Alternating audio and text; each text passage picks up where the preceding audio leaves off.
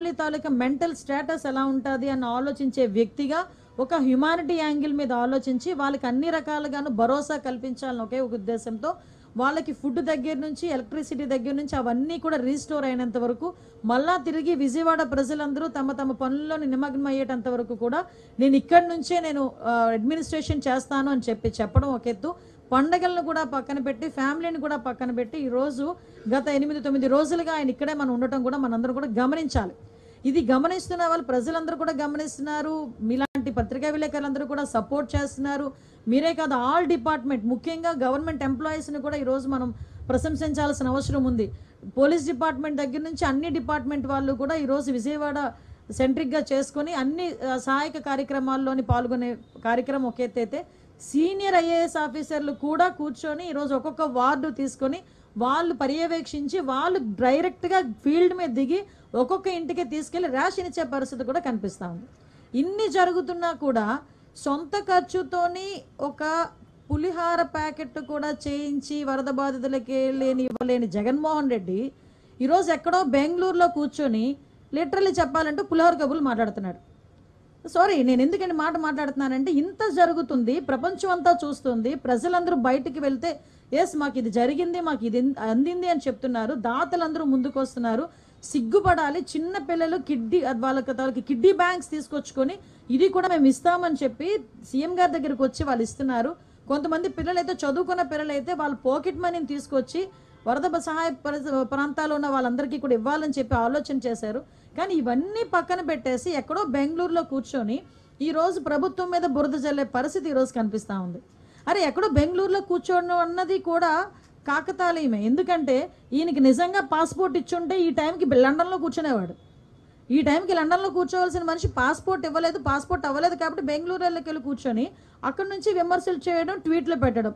అరే నువ్వు 2 రోజుల అంటే మహా అయితే ఈ 9 రోజుల వరద ఉన్న ఈ విజయవాడ సిటీలో 20 నిమిషాలు గడిపాడు జగన్మోహన్ రెడ్డి కరెక్ట్గా చూసుకుంటే.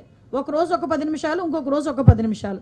కానీ ఈరోజు గౌరవ ముఖ్యమంత్రి చంద్రబాబు నాయుడు గారు అలా కాదే, ఉదయము సాయంత్రము కూడా వెళ్ళటమే కాదు, వాళ్ళందరూ కూడా ఎలా ఉన్నారు, ఏం చేస్తున్నారు అనేది చాలా క్లియర్గా కనుక్కొని సాయంత్రం మళ్ళీ మీ అందరికీ కూడా బ్రీఫ్ ఇచ్చి ఇక్కడ మళ్ళీ అఫీషియల్స్ అందరితో పాటు మీటింగ్ ఏర్పాటు చేసుకొని వాళ్ళతో క్లియర్గా ఎలా జరుగుతుంది. ఏ మంత్రి అండి ఈ రోజు వరకు ఒక బ్రీచ్ని క్లోజ్ చేయడానికి ఇన్ని రోజులు ఒక మంత్రి అక్కడ 3 రోజులు 4 రోజులు కూర్చున్న సందర్భం ఉందా?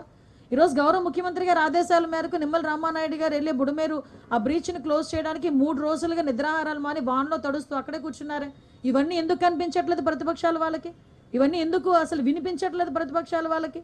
కనీసం ఏదో రకంగా బురద జల్లాలి అని ఒకే ఒక పరిస్థితుల్లోని పేటీఎం బ్యాచ్ని దింపి సాక్షి ఛానల్ని పట్టుకొని నోటుకు వచ్చినట్టు మాట్లాడడం తప్పించి ఏమీ వాళ్ళు చేసే పరిస్థితి అయితే కనిపించట్లే. ఒకటైతే క్లియర్గా ఉన్నాను, ప్రజలందరూ కూడా ఇప్పుడు ఎన్డీఏ పక్షాన ఉన్నారు. ఎన్డీఏ నాయకులందరూ కూడా ఈరోజు ముందుకు వచ్చి సేవా కార్యక్రమాల్లో పాల్పంచుకుంటున్నారు. రేపటి నుంచి కూడా ఎన్యూమరేషన్ కూడా స్టార్ట్ అవుతుంది. ఎన్యూమరేషన్లో కూడా ప్రజలందరూ కూడా సహకరించాల్సిందిగా ప్రజలందరికీ కూడా నేను కోరుకుంటున్నా. ఎన్యూమరేషన్ స్టార్ట్ అయిన తర్వాత వాళ్ళకి ఎలాగ రిలీఫ్ ఇవ్వాలనేది కూడా ఆలోచన చేసుకుని రిలీఫ్ కూడా ఇస్తాం.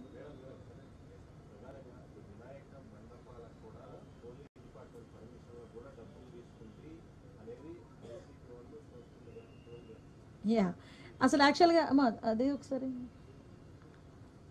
యాక్చువల్గా ఇక్కడ మీకు ఒక విషయం చెప్పాలండి.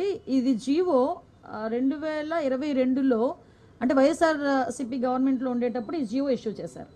అయితే విషయం ఏమైందంటే కరెక్ట్గా 15 డేస్ బ్యాక్ 20 డేస్ బ్యాక్ మాకు అన్నీ కలిపి ఒకే పోర్టల్లో అంటే సింగిల్ విండో విధానం తీసుకొచ్చి ఆ సింగిల్ విండో విధానంలోని ఇప్పుడు మన electrical department permission, R&B permission, panchayat municipality permission, police permission, electricity permission, ఈ 5 పర్మిషన్స్ డెఫినెట్గా మనకి వినాయక మండపం పెట్టాలంటే ఉండాలి. ఇంతకు ముందు ఏం చేసేవారంటే ఒక్కొక్కరు ఒక్కొక్క దగ్గరికి వెళ్ళి పర్మిషన్స్ తీసుకునేవారు. మేము అలా కాకుండా ఒక జాయింట్ ఇన్స్పెక్షన్ పెట్టి ఒక జాయింట్ సింగిల్ విండో విధానం పెట్టాం. అయితే ఆ రోజు ఏం చేశారంటే ఇదే జీవోని నాకు డిపార్ట్మెంట్ వాళ్ళు తీసుకొచ్చి ఇచ్చారు. ఇస్తే నేను యాస్ట్రేస్గా ఈ జీవోలోని ఏదైతే ఉందో మేము దాన్ని చెప్పడం జరిగింది.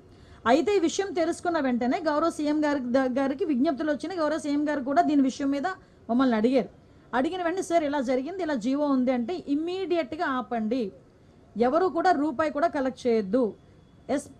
ఎస్పెషల్లీ ప్రతి సౌండ్ సిస్టమ్కి మనకి ఏదైనా మనం సౌండ్ సిస్టమ్ పెట్టామంటే దానికి పర్టికులర్గా మైక్కి పర్మిషన్ తీసుకోవడానికి 100 రూపాయలు తీసుకుంటారు డిపార్ట్మెంట్ వాళ్ళు కూడా.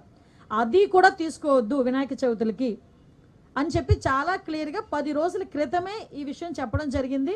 ఎవ్వరూ దగ్గర ఎక్కడ కూడా ఎటువంటి ఫీజెస్ కూడా కలెక్ట్ చేయట్లేదు, ఎటువంటి చలనాలు కూడా కలెక్ట్ చేయట్లేదు. ఏదైతే వినాయక చవితి అదేవిధంగా దుర్గా నవరాత్రి ఉత్సవాలు మన రాష్ట్రంలోనే కాదు మన దేశంలో చాలా ప్రెస్టేజియస్గా చాలా భక్తి శ్రద్ధలతో చేసే భక్తులు ఎవరైతే ఉన్నారో వాళ్ళెవరూ కూడా ఇబ్బంది పడకూడదనే 10 రోజుల క్రితమే గౌరవ సీఎం గారు అందరికీ కూడా ఇన్స్ట్రక్షన్స్ ఇవ్వడం జరిగింది. ఈ రోజుకి కూడా కనీసం మైక్ పర్మిషన్కి కూడా మేము ఎవరం కూడా డబ్బులు తీసుకోవట్లేదు. ఇది క్లియర్. దీనికి నేను 20 రోజుల క్రితం మాట్లాడిన మాటలను తీసుకొచ్చి వైఎస్ఆర్సీపీ వాళ్ళు ఏమీ లేదు అన్నట్టుగా ఈరోజు కావాలని దాన్ని ట్రోల్ చేసే పరిస్థితి చూస్తూ ఉంటే వాళ్ళ తాలూకా అవివేకత్వం దాని తెలివి తక్కువతనం అదేవిధంగా వాళ్ళు బురద జల్లే కార్యక్రమాల్లో వాళ్ళకి టైము సిచ్యువేషన్ అలాంటివి ఏం అవసరం లేదన్న సంగతి కూడా చాలా క్లియర్గా అర్థమవుతుంది. ఇది క్లియర్గా ప్రజలందరికీ కూడా అర్థం కావాలి కాబట్టి చెప్తున్నా. ఇది ఆల్రెడీ 2022లో ఇచ్చిన జీవో.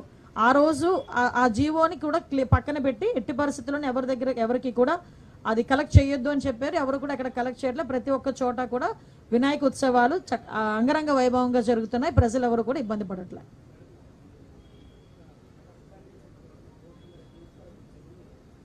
ఎంక్వైరీ జరుగుతుందండి, దాని మీద ఎంక్వైరీ జరుగుతుంది. చాలా